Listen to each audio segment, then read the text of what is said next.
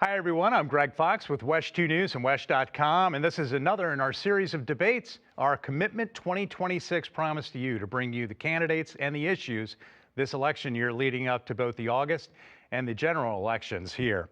We're going to talk to the candidates on the Democrat side running for Congress District 7. Let's take a look at the map right there. It handles all of Seminole County, and it did not change in the southern part of Volusia County, did not change with the governor and lawmakers redrawing of congressional lines this year. So it's exactly the same as it was in 2024. The seat is currently held by Republican Corey Mills.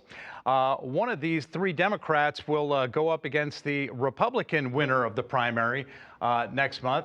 Coming up in the general election. From left to right, it's Bale Dalton, Marialana Kinter, and Alan Grayson. Thanks a lot for being here so that you can share your ideas and your vision and why you think you're the best choice for Democrats in this primary coming up in August. I'm going to give you each 1 minute to tell us a little bit about yourself, and we'll begin with Ms. Kinter. I'm Marialana Kinter. I'm a Navy veteran, former mechanic, nuclear reactor supervisor, and I'm proud to be running for representative in the 7th District, challenging Mr. Corey Mills, because I'm sick of partisan politics. I'm sick of advancing one party above everyone else when we should be prioritizing the families, the communities here in Central Florida, and that will be my goal every single day should I be the next representative. All right, thank you. Mr. Dalton, 1 minute, please. Well, thanks, Greg, for having us and giving us this opportunity. My name is Bale Dalton. I was born and raised here in Central Florida. I live in this district in Sanford, and I've lived a life of public service. 24 years in the Navy and Navy Reserve, fighting terrorists in Iraq, Afghanistan, and several other fronts. I served Floridians already on behalf of Senator Bill Nelson, especially our veterans here, and I got to help lead NASA, 16,000 folks across the country showing the world what Americans can accomplish when we actually work together. And I'm running for Congress for one simple reason. Life is too difficult for us here in Florida, and we have a government that has abandoned us, and Corey Mills and our representative that's too corrupt to fix it. All right, thank you very much. 1 minute, please, Mr. Grayson. I'm Alan Grayson. That's the Alan Grayson who brought more than $2 billion of extra money to our district. That's the Alan Grayson who opened up a VA hospital, had it built and finished while I was in Congress. Even though Orlando was the largest city in the country without one, I'm the Alan Grayson who was selected as the most effective member of Congress and the most productive member of Congress. I'm the Alan Grayson who wrote the most laws and passed the most laws of any congressman in the country. But what's really important is you. This election is not about me, it's not about them, it's about you. And I hope today to be able to explain my Grayson 5-point plan to make America affordable again. All right, that sounded harmless, but you did refer to your candidate, so I'm going to say Ms. Kinter, 30 seconds. Perfect. I'm proud to be the only candidate openly refusing corporate foreign interest APAC money. I am fully and proudly grassroots funded. We have an average donation of $21 funded by our community members, teachers, veterans, nurses, and I'm proud to be endorsed by a healthcare union, SEIU. I will work for our communities. Mr. Dalton, 30 seconds. Well, thanks. Again, I was born and raised here. I actually live in this district, and I'm very proud of the coalition that we have built already of former leaders who know how to get elected, know how to win, and know how to serve. And former Congresswoman Val Demings, former Senator Bill Nelson, and a host of other local and state leaders. And I'm very excited to bring responsible representation back to my home in District 7. All right, it sounds like, because Mr. Dalton has said it twice now in the first 3 minutes of our debate, that he is the one who lives in the district. Let's get this part of the debate out of the way. Mr. Grayson, you don't live in the district. We'll get to Ms. Kinter in a second here. I represented the district. Well, you do not live in District 7. Well, you don't have to. We get it. You're only required to live in the state of Florida, but people like to vote for people who are in their district. Is this a place you plan to move if you're elected? Yes. Okay, that's it. Ms. Kinter? But let me say this. Well, if I may. go ahead, Let me sure. say this. I don't think it matters to people where I put my head on my pillow at night. I think it matters more to people what I've done during the day. And there's no other congressman in the entire state of Florida who has a better record of delivering for people while I'm awake, Greg. Mm-hmm. Okay, Ms. Kinter, you do not live in the district, or are you going to be moving into the district if you are elected? Perfect. Yes, I live 1 mile out of district in a house with 8 other people. When I moved here, my husband previously lived here when I was active duty. We were looking at a house in Chuliota or Oviedo. Now I live 1 mile out because I did lose my job during Elon Musk's Doge cuts because veterans employment was labeled as DEI. And that put our house hunting on a hold like millions of Americans.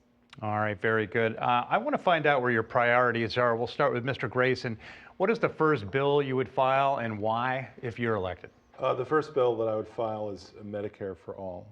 There's nothing better that we can do to improve our everyday lives and make America affordable again, make the cost of living livable again. But I wouldn't stop there. I also think that we need to abolish all taxes on driving. Taxes on driving are like taxes on breathing. They just don't make sense, and they're morally wrong. We also need to go ahead and allow people to refinance their mortgages at state rates. 0.1% of Floridians are eligible for that now. I would change that to 100%. People would save on the average $5,000 a year, every homeowner. And in addition to that, I would make public colleges free, and I would start preschool at the age of 3. So it's a very ambitious agenda. It's all about one thing, making America affordable again. All right, Mr. Dalton, first bill you would file. Well, the first bill I would file is to remind folks that the ACA subsidies have expired. I have not been hearing our folks in Congress actually talking about this since they've been expired, while the folks in Seminole and Volusia County are struggling with health insurance. 45,000 people in my district alone are now without health care. 150,000 people in District 7 alone have seen their monthly premiums for health care go up between 2 and 4 times.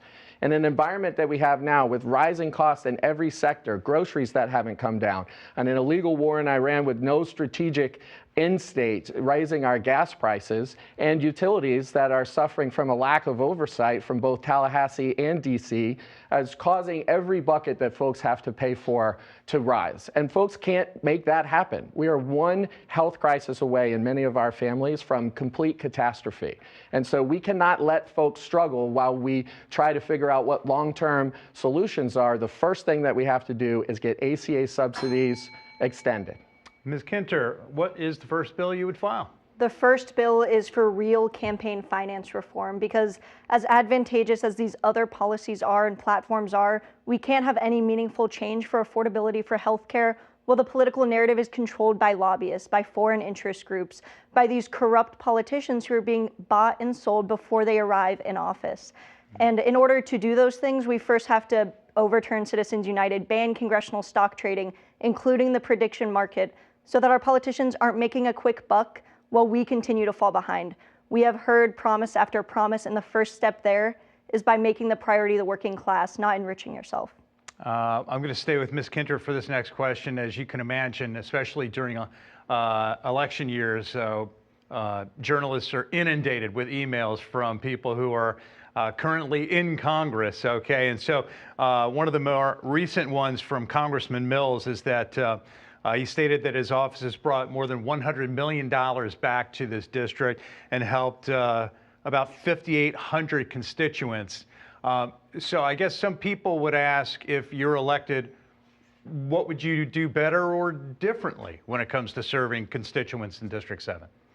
One of the biggest things that our current representative is failing at is being available and being accessible to the representatives. When you have your comments turned off on every social media post, when you are screening questions before a town hall, you cannot convince me that doesn't, one, violate the First Amendment, and two, restrict people's access to you as their representative. They're voting for you because they trust you to not only deliver results, but to ensure that the money is being directed and you're coordinating with state level leadership, community level leadership to make sure that we are using it correctly. And that starts with being accountable to the people who are in Central Florida. Mr. Grayson, same question. Well, Congressman Mills is a liar, and I hate to have to say that, but it's just so blatantly obvious. If you look at his record, you'll find that in 4 years, the only bill that he's ever passed is to rename a post office. To rename a post office. That's what he's actually been able to accomplish. In my last 4 years in Congress, I passed 121 good laws that either made our lives better or at least made us safe. In my last day in Congress, I passed 4 key crucial laws that extended veterans' benefits. on my last day. That was 5 months after I lost my primary. I was working hard in a way that Congressman Mills doesn't even understand. He's a crook, he's a violent person, he certainly does not belong anywhere near representing us in Congress. Mr. Dalton, how would you serve constituents? Well, to go back to some of the earlier parts of your question, I would have a lot of questions about those numbers. And I would agree that I don't think that we can trust most things that come out of Congressman Mills' mouth. And, you know, he may have been ineffective, which might be a good thing, because he's actively voted to cut Medicaid. He's actively voted to take money out of our rural hospitals. And he's actively voted to ensure that the ACA subsidies I mentioned before were not extended. So all of his votes have been to hurt Floridians. So I might be actually happy that he's not very effective in some respects, because all he's done is increase our struggles here, including to have voted for a bill just a couple weeks ago, a rule for a bill that would cut veterans benefits to over 1.5 million veterans throughout our country. So look, when I'm on the doors and talking to on the phones to the people in my district, I haven't heard anybody who said that their life has been made better by Congressman Mills. You know, part of our job here in holding a debate with candidates in a primary is to try to help, in this case, Democrat voters in District 7, try to find out, you know, where the nuanced differences are. A lot of the things you will talk about, of course, you agree on, but I want to try to find out how you are most different. And part of that is kind of like the different flavors of an ice cream. You've got your blue dog Democrats, you've got your progressive Democrats, you have your moderate Democrats. Mr. Dalton, what kind of Democrat are you? Well, I'm a lifelong Democrat. I'm a Florida First Democrat. I'm a product of two Democrats who were very different folks across that spectrum that you kind of just described there, with some very interesting kitchen table conversations as I was growing up. But I'm laser focused on District 7 and their needs. And I think part of what they need is an end to this chaos and an end to this inter-party or even just inter-political bickering and fighting over things that sometimes the news media, forgive me, Greg, and other times politicians in DC create these divisive issues to make sure that we are torn apart and not coming together as we the people to actually make a more perfect union. And so I think that's the trouble with much of our politics today, is we try to put labels on people to put them in different boxes instead of understanding that responsible representation is somebody who is going to listen to the people, understand that their needs, and form the right coalitions that they need to, whether in office or leading through the community in another way, to actually address these issues and get things done. Ms. Kinter, what kind of a Democrat are you? I also am a lifelong Democrat. I am the type of Democrat that is gunning for every working class family in Central Florida, not just the Democrats, every single person. When I launched my campaign over a year ago, that's why I launched with a food drive. That's why over my year-long campaign, it has been about delivering results to every single family in Central Florida, not the blue ones, not the red ones, because at the end of the day, it's not about making this district bluer, it's about making this district better, regardless of what party identifier you have. We have a Congress that is corrupt. We have a Congress that lacks integrity, that lacks accountability. And I am the type of Democrat that wants every single person here to have a better public education, for every child to know they can get a job and have real resources to achieve their American dream, to stabilize the homeowners insurance market, for affordable health care so that 1 in every 5 senior citizens isn't skipping a daily dose of their medication, so that every single Floridian can know that they're going to have a life here that's successful, that they can thrive, that small businesses can take root in Central Florida, and that's the type of Democrat I am. All right, same question, Mr. Grayson. What kind of a Democrat are you? I am the kind of Democrat that's very unusual, and it's been unusual for, about 60 years. I'm a Democrat who gets good things done. I'm a Democrat who gets good things done. Now, it's hard for you and the rest of the audience here to be able to tell what happens when people go up to Washington, D.C. It's 800 miles away. It's a 2-hour flight. No way to know, really. But listen to what people said who worked with me for 6 years, what they said about me. Barack Obama said that I'm an outstanding member of Congress. He ought to know. He ought to know. Mm-hmm. Nancy Pelosi said, I love Alan Grayson. She ought to know. Joe Biden said that I'm a guy who doesn't back down from a fight and doesn't back down from what he believes in. And that's right. John Lewis said, Alan Grayson will never, ever let you down. He will never give in or give up or give out. 1,000% right. These are the people who know me, Greg. These are the people who can judge whether I'm a congressman with guts. I'm not suggesting that just because you are over 60 that this is the reason why you get this next question first. I too am over 60, and 1 in 4 people in District 7 are over 60. They're also an exceptional voting group, and they also have concerns in 2 major areas, and that's Medicare and Social Security. So, Mr. Grayson, what is your promise and what is your game plan for ensuring that they don't have anything to worry about? To do more of what I've already done. Greg, I was 28 years old when I founded the Alliance for Aging Research. And the Alliance for Aging Research motto is living to 100 and loving it. And that's the way I've tried to live the last 40 years of my life. We quintupled the amount of aging research that the federal government paid for through the Alliance for Aging Research. And I benefit from that.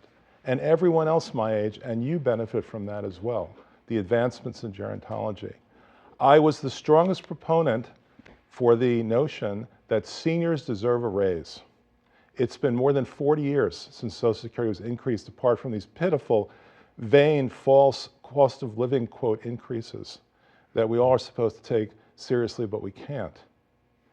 So seniors deserve a raise. Seniors have eyes, ears, and teeth. I put in a 1-page bill to extend Medicare to cover your eyes, your ears, and teeth. In fact, Greg, every part of your skull. And got more than 150 co-sponsors for that bill. That's next in line. Seniors deserve a raise. Social Security should not be taxed. Medicare should cover every health care need. All right, thank you. Ms. Kinter, what is your game plan for ensuring that older Americans are going to have that safety net? My game plan is to ensure that every American has that social safety net. Not just older Americans, but every single American should have access to affordable health care. No family across the nation deserves to go bankrupt because they have a medical emergency, because a veteran can't access their benefits, because a senior citizen can't access a Social Security check that month because of a difficulty with their bank, with their wire. Every single person, child, teenager, adolescent, all the way up to 99 and over, deserves access to healthcare reliably. And that's what I will push for. And that's why that I do not answer to the healthcare lobbyists, to the insurance lobbyists, because we have to put the working class first and build a Congress that ensures every person has access to these, not just one group. Mr. Dalton, same question. Well, Greg, what I think is shameful right now is that we see seniors moving out of Florida because they can't keep up with these rising costs across the board. So I would agree that Social Security and Medicare, are not enough to combat the inflation that we've seen under this administration, to combat the amazing excesses. That seems to be another outrage every single day. I mean, hundreds of $billions towards a war of choice with no strategic end state. Hundreds of millions of dollars being spent on travel, on luxury jets for cabinet officials. If we want to talk about solvency of Social Security and Medicare, let's do that. And let's talk about finding places of waste and fraud, especially in our insurance companies, that can actually create a solvent future so that folks aren't left behind. But we cannot do that on the backs of the very people who have paid into this system their entire lives in hopes of being able to find a nice place to retire, like Florida, in their non-working years. Recent surveys, no surprise, show that the economy and affordability are really the major issue. And of course, we're seeing that as gasoline is up 19 cents a gallon in just the last week and a half here as we record this debate. So let's take a look at District 7. Median income, $83,000 a year in District 7. Well, you know what? That's better than the state. So that's the good news. Problem is, we've still got inflation. We've still got high interest rates. People are having trouble buying a home. And of course, we have grocery prices that really have been up and still going up for the last 2 years. Mr. Dalton, where would you start to make things more affordable? Yeah, well, you know, Greg, when people go to the ballot box, they want to vote for an economy that is getting better, a government that's working more efficiently, and folks that are focused on our problems here at home. And no matter who you voted for, that's not happening right now. And so I think there's a number of things that we've got to attack. Hopefully day one is a long day because we've got a lot to correct here. Illegal tariff taxes that are squeezing our small businesses on both ends and rising costs for all of us, Republican, Democrat, Independent, whomever. This is a problem that we are all in together from poor policy decisions by this administration and a rubber stamp in Congressman Mills. We've got the war of choice that I've already mentioned that's hurting our supply chains, rising our gas prices, and have already got baked in the lack of being able to plant for our farmers with fertilizer being too expensive for our family farms to make ends meet, making our country a food importer for the first time in decades. So we are absolutely headed in the wrong direction based on policy decisions in this administration that have made life worse for folks in Florida. Mr. Grayson, how do you tackle affordability? And keep in mind, at the end of the day, we don't know who's going to be controlling Congress, or at least the House. We don't know if it's Republicans or Democrats, and you'd have to work with either way. Well, I did, Greg. When I said I passed more laws than any other member of Congress, and I wrote more laws than any other member of Congress, that was with the Republicans in charge, and I am a Democrat.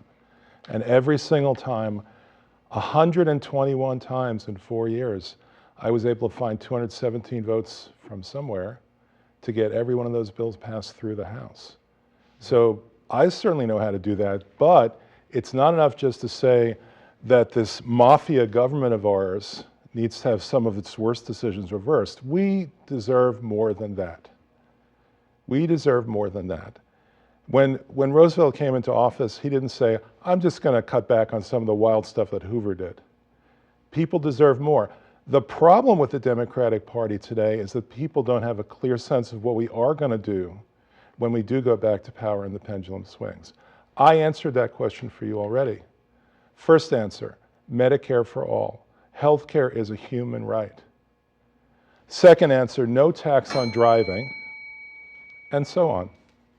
We'll get back. Well, I'm sure we will get back to this part of the conversation. But Ms. Kinter, what is the first thing you would do in tackling affordability? Maybe it would be in a bill you would file. What would you do? We need to improve the material conditions of Floridians' lives. 60% of people nationwide live paycheck to paycheck. We need to utilize the taxes that we are spending. We are giving the government so much of our money, and it is being squandered because we could have universal health care. We could have Medicare for all. We could have universal child care. We could have full day, fully funded pre-K options for working parents. And right now, the biggest obstacle is not knowing where our taxes are being used, where our taxes are being wasted. We need to identify that. We need a full audit of the Pentagon. We need to figure out where every drop and leak in the government is using and funneling our money to so that we can invest in what matters, our policy in delivering results through healthcare, through public education, through American trade jobs, and through ending sweetheart deals with our government, ensuring we bring it back to local government, not to our politicians' friends. I want to go back to talking about veterans for a moment. I recall when I was at the Memorial Day services that were out in Ocoee, Winter Garden area, a number of the veterans out there said, boy, you really need to take a look at veterans care here. Well, I thought it was interesting that recently the Department of Veteran Affairs released its annual report from the Centers for Medicare and Medicaid. And it said that 78% of VA facilities received 4 or 5-star quality ratings. In particular, in Orlando at our VA center, it was 4 stars. And I guess I would say the sense I got from some of these veterans was that they weren't really believing those kinds of grades. So, Ms. Kinter, I would say being freshest out of the service, let's start with you. What's your assessment of how things are going here at our biggest VA hospital here in Central Florida, and where do things need to change for veteran care in this country? So this is very near and dear. You just said the most recent. I was medically retired. I will rely and utilize the VA system for the remainder of my days for hopefully a long, healthy life. And I do hear very good things about the Lake Nona Hospital, but the issue is specific for Seminole and Volusia County. People cannot access those. We do not have rural clinics that have the capacity. When we're talking about issues accessing veterans benefits, it's wait times, it's transportation, it's accessing these 4- and 5-star hospitals that were giving a lot of funding to, as we should be, but people can't access them. In the past year that I've been campaigning, I've talked to thousands and thousands of veterans across Central Florida and across Florida as a whole. And people in Orange City, people in Deltona and DeLand, they can't get emergency services here in Lake Nona or at Baldwin Park because the private ambulance services will not take them there without charging them thousands of dollars. When they make an appointment, it's month-long waiting times for mental health, and I know it firsthand. I'm seeing it with my family, I'm seeing it with my friends, I'm seeing it nationwide. People cannot access these benefits, even if our facilities are 5-star. Yeah, to continue that thought, Mr. Grayson, some of these people said, yeah, you know, it's like I don't have a car or I can't drive a car. And it almost seems like while the nice big shiny hospital that is there does great, if you can get there, maybe a series of smaller facilities around our country would, and especially around Florida, would serve a little bit better. I don't know. What do you think? I think that's exactly what we had before the hospital was built. Did you ask any of them about that? Did you ask anything about what it was like before Alan Grayson gave us an $800 million VA hospital? Did you ask him that question? It was horrible, Greg. People had to drive 100 miles for cancer treatment. And now that problem is solved. I got the money for it in my first term. We built it in my second term. We opened it in my third term. For God's sake, you know, if people think that something's wrong with it, let me know. There's always room for improvement. Now, the people who say they have trouble getting to it, they need to be advised that there's free transportation to it. But whatever that might be, the point is it's there, and I built it. And I, you know, when Ms. Kinter left service, one of the things she could do as she was leaving service was to get a checkup, full-blown psychological screening, so that if she did have PTSD, we would know about it, and she'd get benefits for the rest of her life. That's an Alan Grayson law. Okay. Mr. Dalton, do you feel like you want to comment on that, Ms. Kinter? I don't think, well, go ahead. Absolutely. The system in place, you heard it first here, works for those in power. It works for those who are writing the regulation. But the reality is that those laws, the regulation being introduced by politicians who are in it for ego to revitalize a political career, it's not working for the people who live here. It's not working for the people, for the working class families, for the veterans who are getting out of the military. The system is not working for you, and we need to change it. All right, she referred directly to you, Mr. Grayson, 30 seconds. You know, I just don't know what to say to that, Greg. I mean, I wasn't exactly expecting thank you from a competing candidate, but I wasn't expecting that either. I know that the people who actually do benefit from the system, who don't have to drive another 100 miles for their chemotherapy, they're willing to thank me. Mr. Dalton, our VA care, I guess my first question is, how would you grade it? And secondly, how would you change it? Well, I will say thank you. There was a large coalition of Florida lawmakers, including Senator Nelson, who were all a part of getting the Orlando VA Medical Center here. And I happened to be working on the staff during that time, focused on veterans issues, focused on getting not only that clinic, but community-based clinics with more providers and closer to the people that need the care throughout this district and others. It's great that we get to brag on Lake Nona, and we should. But also we know that even money that's already been allocated for Daytona Beach community-based clinic has yet to be spent. And when I'm at the Fleet Reserve Center in Sanford, I hear a lot of different things from different veterans. Some have had great care, some have had poor care. And I think that's the problem, is that we should have a standardized level of care that folks can expect when they are trying to get the benefits that they earned and the care that they needed through the contract that we have with them as service members. And so I do think that there are other problems out there, including access and also the level of care. What I hear mostly is, through some of this administration's DOGE efforts, we've seen the best physicians and the best nurses assistants, which we want working in our VA system on behalf of our veterans, leave, because they can't make family plans with the craziness that is happening on whether or not they're going to get paid or not, and whether or not it's worth it for them to give their service to our veterans when they can be out in the private sector with more stability. All right, thank you. I'm going to stay with Mr. Dalton. On the international front, our war with Iran has cost at least $72 billion, and that figure is going to be going up. It was announced by the president at the end of June that the conflict was over. And then we saw an agreement that quickly eroded, and now we again have conflict, and we see no end in sight. If you are elected, where do we need to tackle this first, and what kind of agreement do we need in place so that we can bring our troops back over to our side of the world here?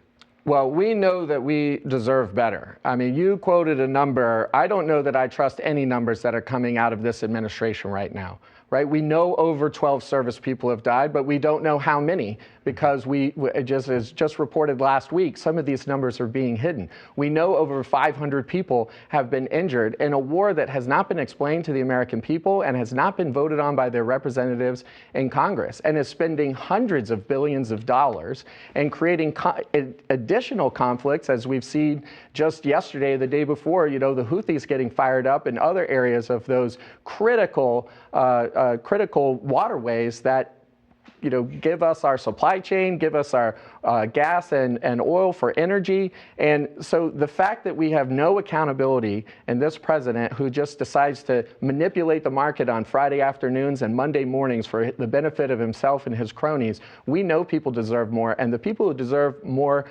every day are those folks, those families whose service members are abroad with this lack of accountability that's coming from this administration. Thank you. Ms. Kinter, on the war in Iran, what would you do if you were in D.C.? The first thing that we need to do concerning the war in Iran is for Congress to take back their power, the power of funding, the power of allocations, as well as demanding accountability. We've seen Congress, the Senate, issue letters saying they're going to withhold funding, and then they fail to.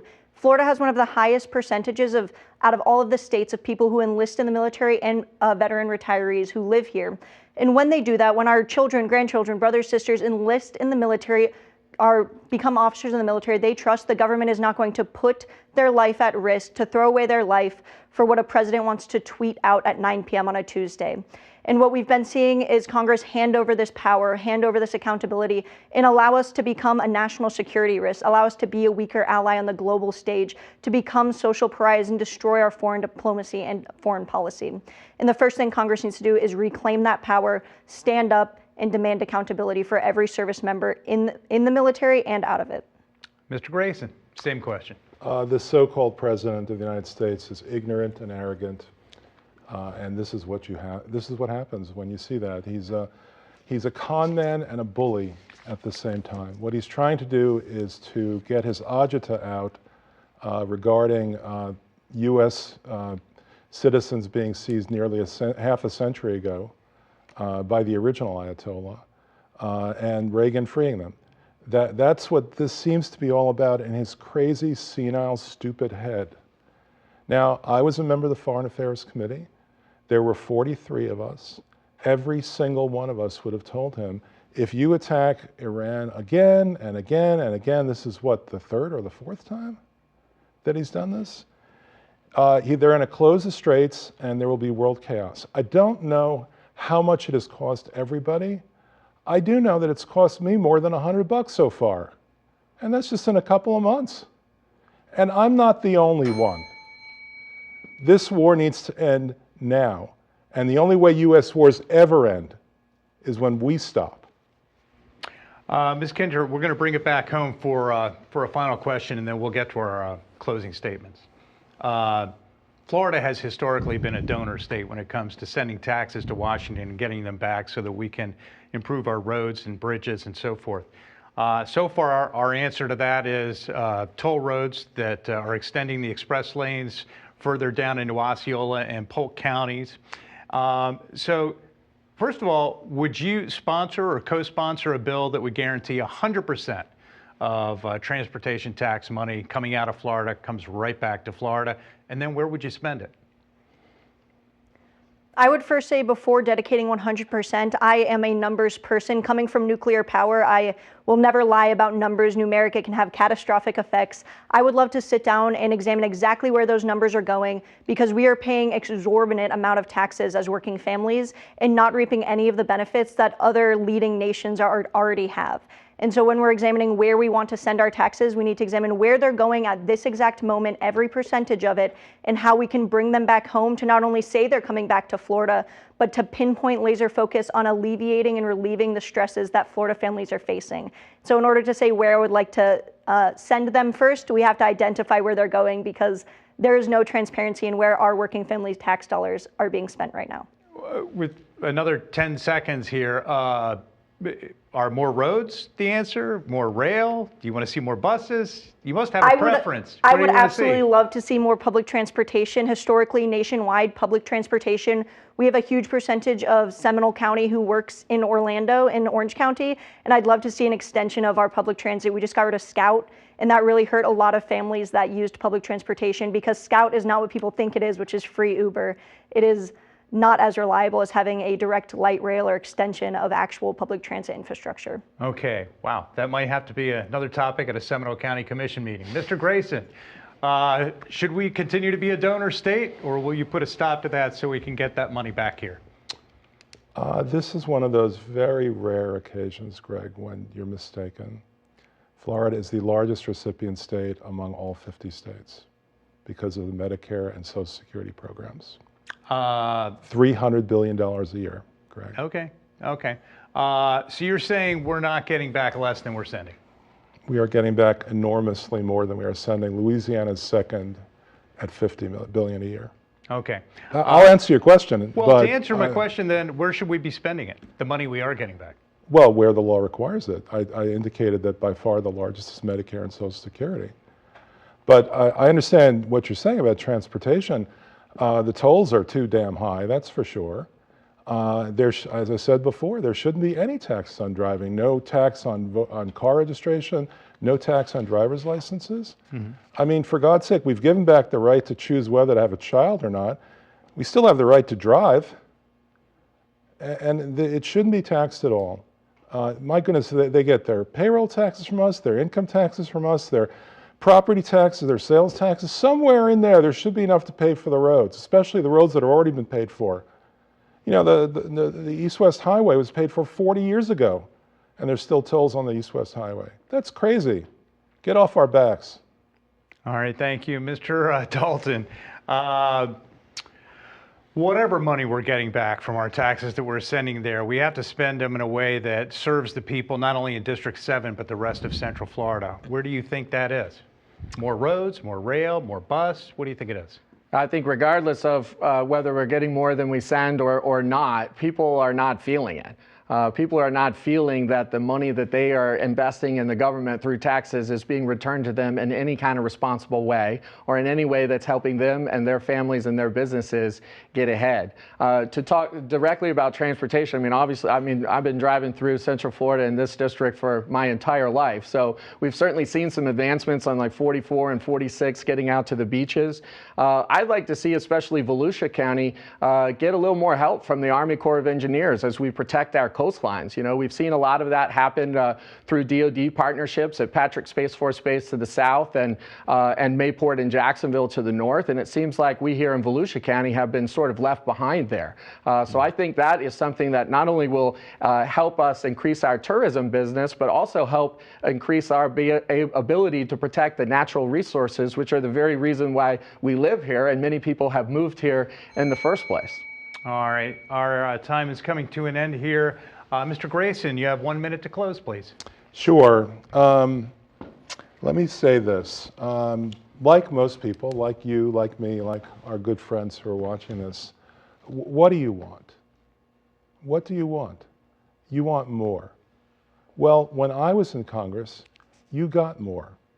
When I was elected, Orlando's unemployment rate was much higher than the statewide rate. We created so many jobs here, including, by the way, extending the space shuttle program for 8 months. We created so many jobs here and kept people in their homes with the Grayson mandatory mediation program, which cut foreclosures in half.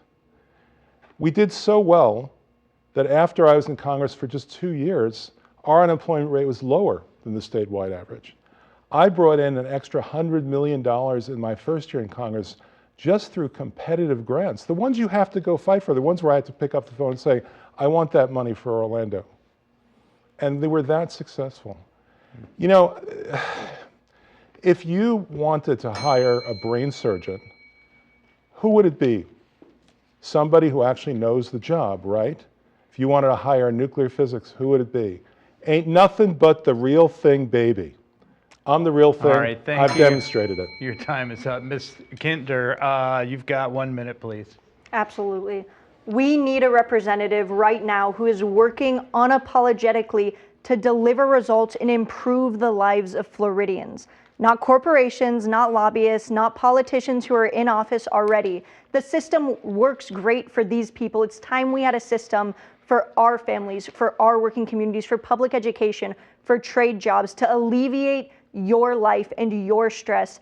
I've spent the last year doing that since getting out of the military, alleviating the stress of Floridians' lives through mutual aid, through campaigning, through uplifting everybody in our community, because we are stronger when we uplift everybody to achieve success together. That is the American way. And it is time to unapologetically fight for that every single day. Come out to a mutual aid event. We have a luggage drive on July 30th. It will go to foster children who move their stuff in trash bags. Talk to me, ask me questions, and we can talk about building a Florida that works for us together. All right, thank you very much. Mr. Dalton, 1 minute.